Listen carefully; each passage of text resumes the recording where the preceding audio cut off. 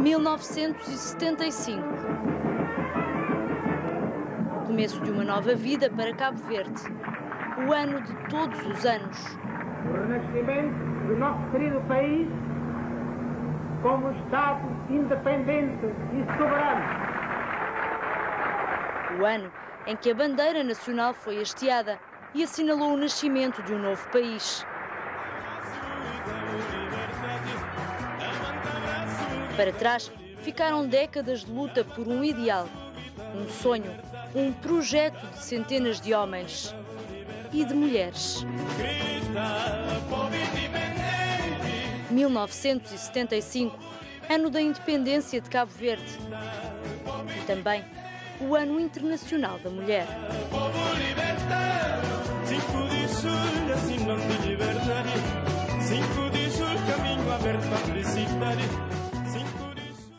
Havia uma grande movimentação, os barcos portugueses estavam aqui sediados, né? E houve uma grande movimentação no liceu. Então os nossos professores queridos foram retirados, havia muito racismo, então houve greves.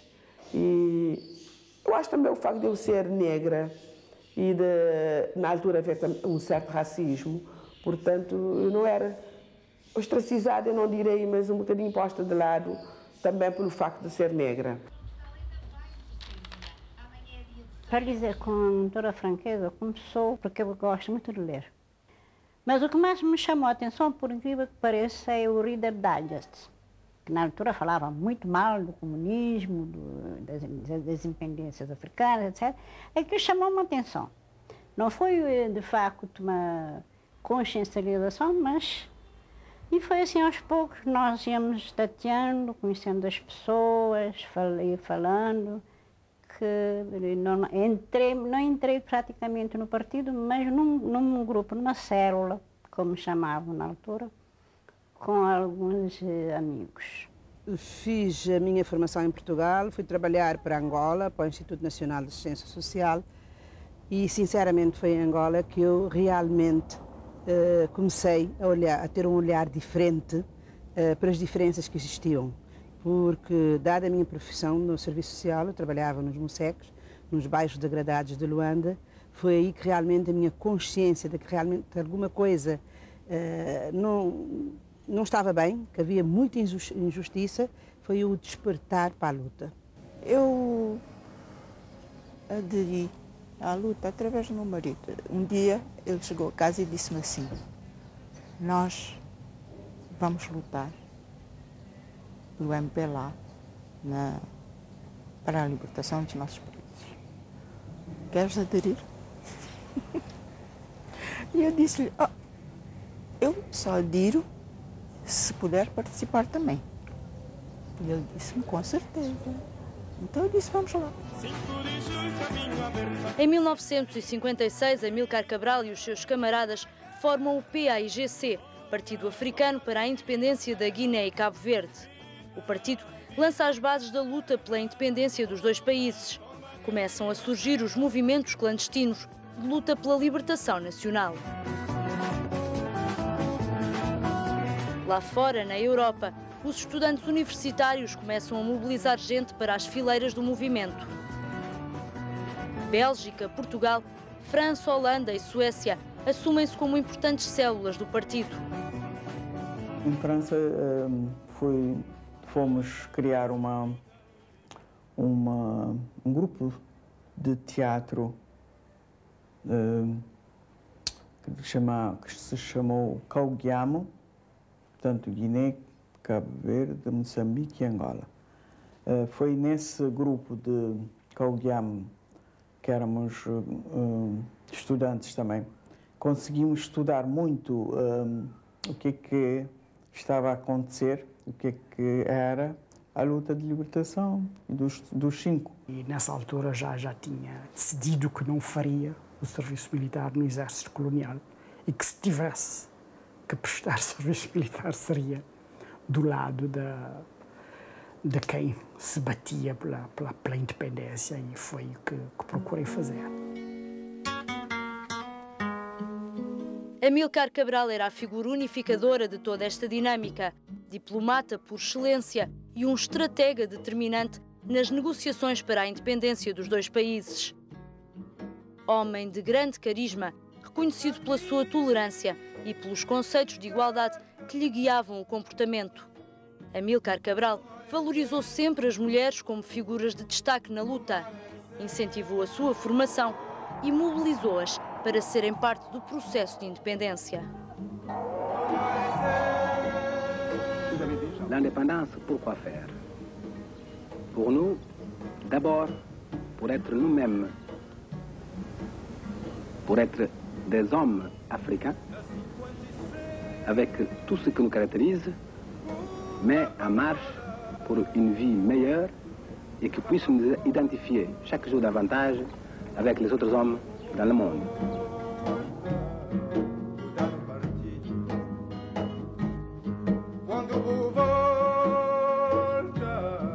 Cabral tinha uma dimensão extraordinária. Por exemplo, hoje em dia fala-se muito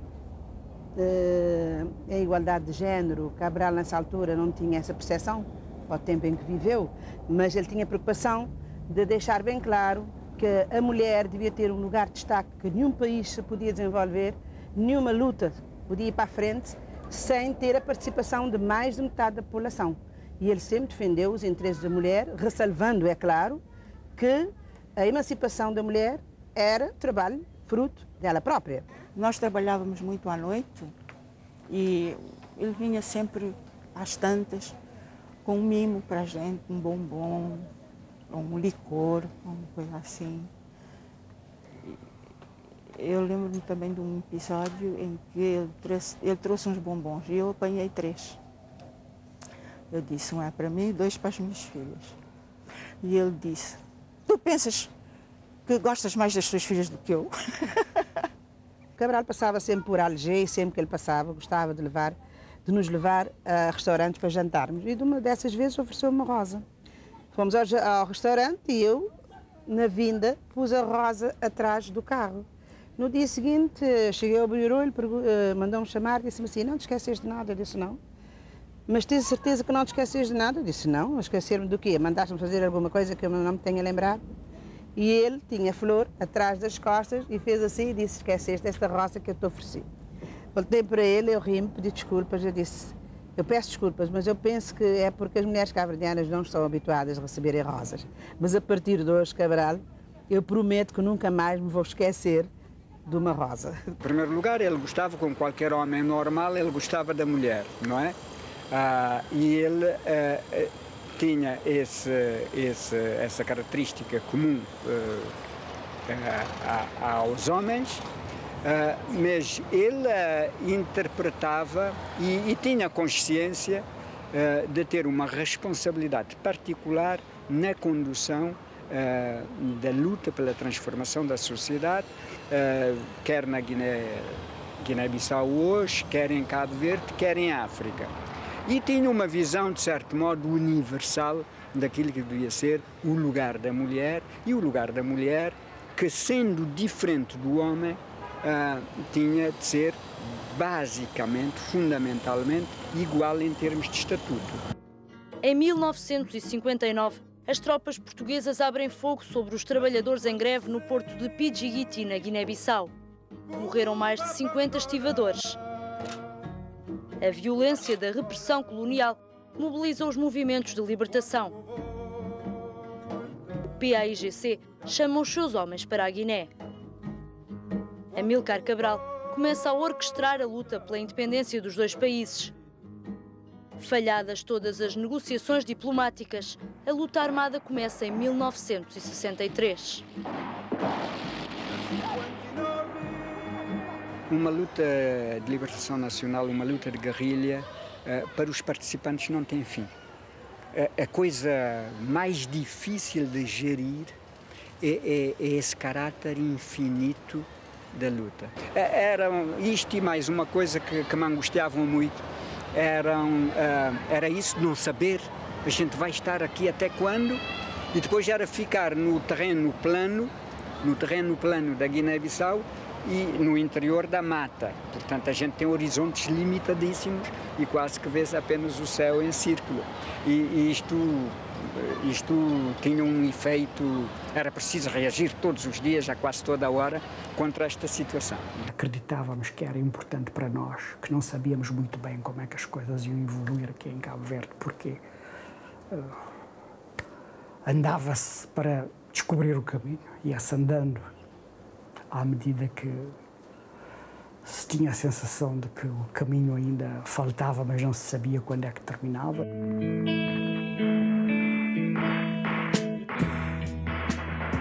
Às zonas de conflito da Guiné chegaram dezenas de corajosas mulheres que se entregaram a esta causa. Assumiram várias funções e asseguravam uma grande parte da logística que a guerra exigia. Eram também elas que garantiam o acompanhamento psicológico e médico dos militares. Nas escolas de campanha, asseguravam a instrução e a educação.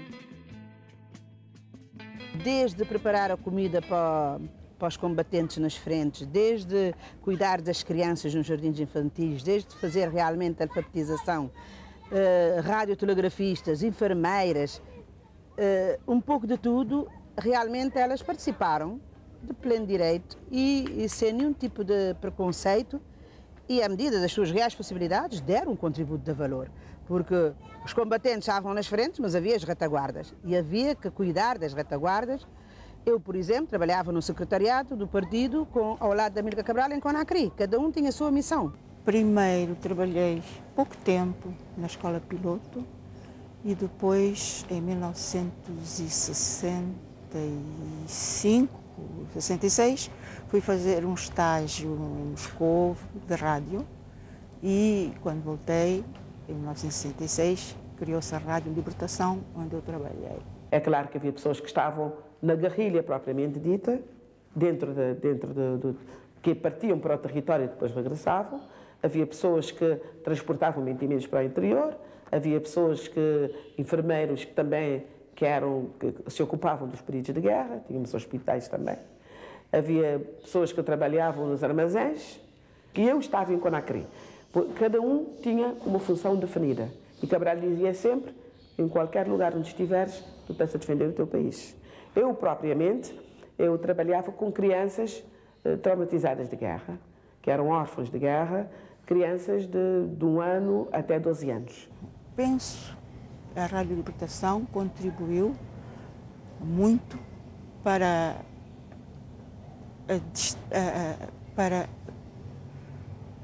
informar não só os combatentes do que se passava nas diversas frentes de combate, mas também informar os portugueses, os soldados portugueses, porque nós tínhamos um programa especial, que era o programa do soldado português, que informava os soldados portugueses do que se estava a passar na Guiné, o que era a nossa luta, qual era o nosso objetivo e dizia para eles pensarem que não estavam a fazer a luta que deviam fazer. Portanto, a mulher tinha de romper imensas barreiras psicológicas, mas também barreiras reais, por exemplo, estarmos numa camarata com 50 ou 25, ou haver uma secção com um mínimo de condições para ver esta distinção entre homens e mulheres e depois o tipo de tarefas, o tipo de mentalidade e de comando, etc. Havia um conjunto de barreiras a vencer. Muitos de filhos que nasceram. Nós tínhamos, inclusivamente, e temos um livro onde os nossos miúdos iam sendo registados e depois, com a independência, transferiu-se esse livro de registros para Bissau. Eu já tenho o meu cá e também casamentos. Cabral adorava fazer casamentos. Ele não era o que fazia. Ele normalmente não era ele que fazia o casamento, era um camarada que era jurista. Mas ele de vez em quando dizia: não, eu é que vou fazer esse casamento. Porque também eram lavrados num livro e depois foram transcritos para o registro em Bissau.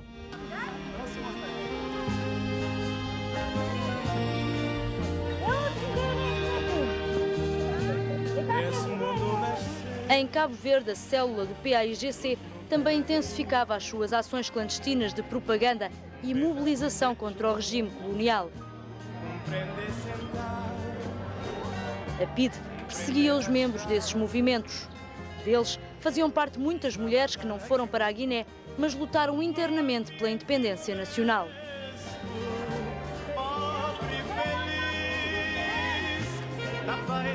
Não havia muitas mulheres, porque se agora o nosso papel começou a desenvolver-se na altura, imagina, eu sentia-me até discriminada em muitas coisas com os nossos colegas homens. Além de reuniões, mobilização e apoio aos presos políticos, também ajudava a redigir os panfletos, de distribuir. Não havia, assim, muita coisa, mais do que isso para fazer cá em Cabo Verde. Uma régua. Iam batendo com a régua na mesa. Às tantas aquilo parece que o barulho aumentava e entrava pela cabeça dentro.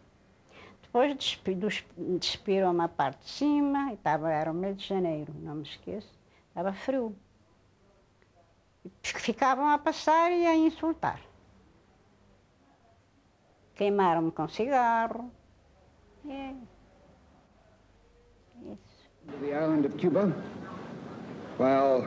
Em 1972, o Comitê de Descolonização da ONU reconhece o PAIGC como o único e legítimo representante do povo da Guiné e de Cabo Verde. Estava dado um passo determinante para o processo de independência. Portugal viria assim a ser condenado pelo Conselho de Segurança das Nações Unidas, na época liderado por uma mulher forte defensora dos direitos das mulheres africanas, Adja Jeanne Martin.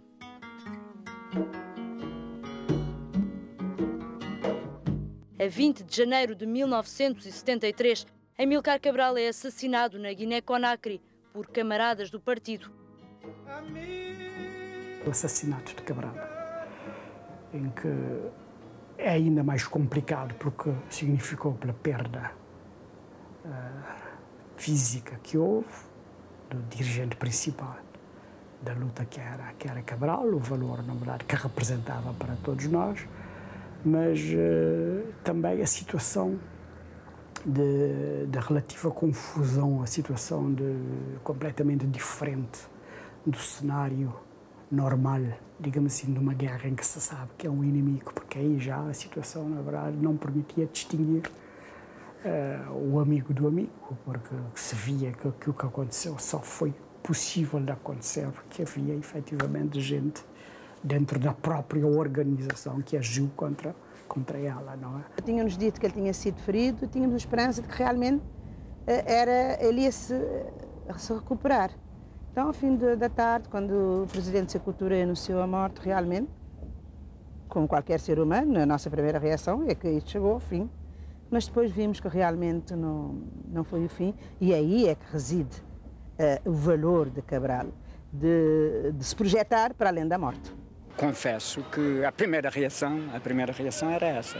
Quando a gente tem um líder distinto, claramente à frente de todo o resto, e um intelectual brilhante, a gente diz, e agora, o que é que vai acontecer?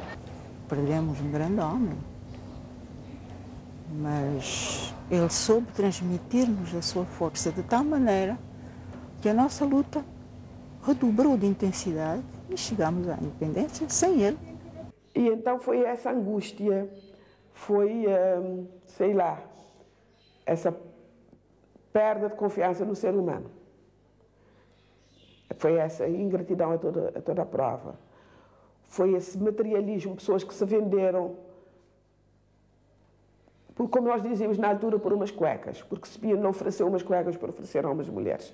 Desculpe o termo, mas foi isso. Pessoas que se venderam por tão pouco, no ideal em que nós todos nos tínhamos entregado. A 25 de abril de 1974, um golpe de Estado pôs fim ao regime fascista iniciado por Salazar e prosseguido por Marcelo Caetano. O acontecimento teve repercussões imediatas nas colónias e na frente de combate. 25 de abril de 74 marca uma ruptura radical em relação ao passado e em relação àquilo que a gente podia projetar no futuro. Portanto, o futuro ficou completamente aberto. Fui a Portugal a 29 de abril de 74.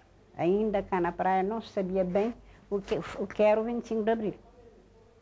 Quando eu cheguei a Portugal e vi o que era de facto o 25 de Abril, andei atrás do agente que me torturou.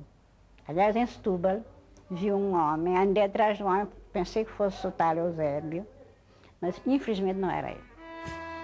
Os filhos da terra começam a regressar a Cabo Verde. Era preciso contribuir para a formação do novo país. Muitos chegaram em clima de grande euforia no verão quente de 74. Isto era uma festa pegada, Pois viemos, eu lembro-me, viemos com o Basil Davidson, que é um dos maiores historiadores europeus da África, e que depois descreveu num livrinho chamado Ilhas Afortunadas, descreveu aquele regresso que ele acompanhou com a capacidade de observação extraordinária que ele tinha. Foi o Santo Antão, olhou para aquelas paisagens e voltou-se e disse, para isso vocês foram lutar? E não viam nada, quer dizer, era só pedra, praticamente via-se pedra em Santo Antão. Então ele disse-nos isso. Nós todos ficámos assim a pensar. Eu caí em mim, de facto, e disse, de facto, o que é que estamos a ver aqui? Então ele é que nos deu essa visão de que, na realidade, vamos lutar mais pela dignidade de um povo, da liberdade e de ter um país soberano, e donos, fossem nós, os cabo-verdianos, serem donos do destino.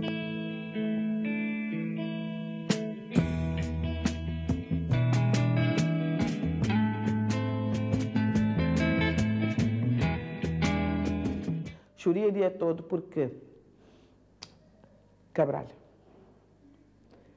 Quando eu cheguei em Conakry, Cabral perguntou-me, eu sou uma pessoa gosto muito de dançar, de brincar, não sei quantos. Quando eu cheguei em Conakry, ele disse-me, tu és muito jovem, vais-me dizer o que é que tu tens mais saudades. Eu disse, olha, as poucas saudades das festas de 31 em São Vicente, das minhas festas, vai levar muito tempo para eu dançar um bocado. A menina brincar, não é? Ele disse, não te preocupes, no dia da independência vou dançar todo dia contigo.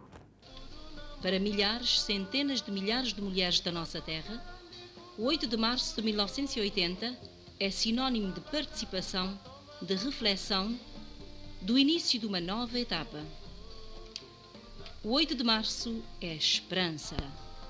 A esperança de que a mulher cabo-verdiana, cada vez mais liberta dos grilhões ferrugentes da passividade, da resignação, do ser objeto, do medo, da opressão e tantas outras sequelas que a afetam, estará também cada vez mais disposta a integrar a sociedade nova com que Cabral sonhou para a nossa terra.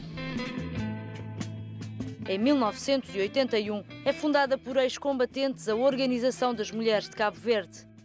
Era a primeira organização de luta pelos direitos das mulheres nacionais. O MCV aqui em Cabo Verde teve um grande papel nesse aspecto, né? Formando, informando, convencendo, mobilizando. E essa organização simboliza, de certo modo, a luta política, a luta social, a luta cultural em defesa da igualdade entre o homem e a mulher. Igualdade política, para já.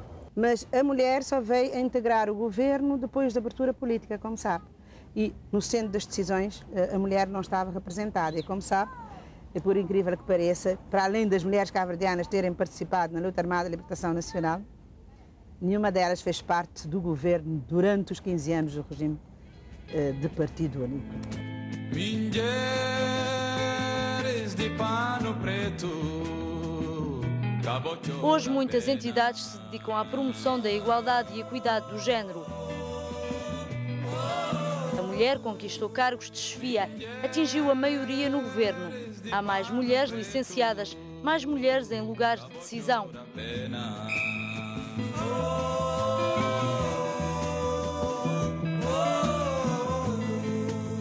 Se contra vou poder, ora que um som de nós fedi. Para isso, contribuíram sem dúvida os exemplos do passado. Das mães, esposas, mulheres de coragem, que um dia largaram tudo pela construção de um país, pela liberdade de um povo, a mais nobre de todas as causas. É como renascer de novo. É muito interessante lembrar esse tempo. Encontrei-me com uma responsável do MCV nos Estados Unidos, que me abraçou e me disse: obrigada, Dona Zezinha, porque graças ao MCV, graças a vocês, aquilo que eu sou hoje, aquilo que realmente me valoriza hoje nos Estados Unidos, eu aprendi convosco. Não, como me podia arrepender? Não posso arrepender. Eu já lhe disse que se tivesse de recomeçar de novo, eu estaria lá. Cada um de nós é um Cabral. Se Massafé fica com nós, pede Cabral que nós fica. Cada um de nós é um Cabral. Se Massafé fica com nós, pede Cabral que nós fica.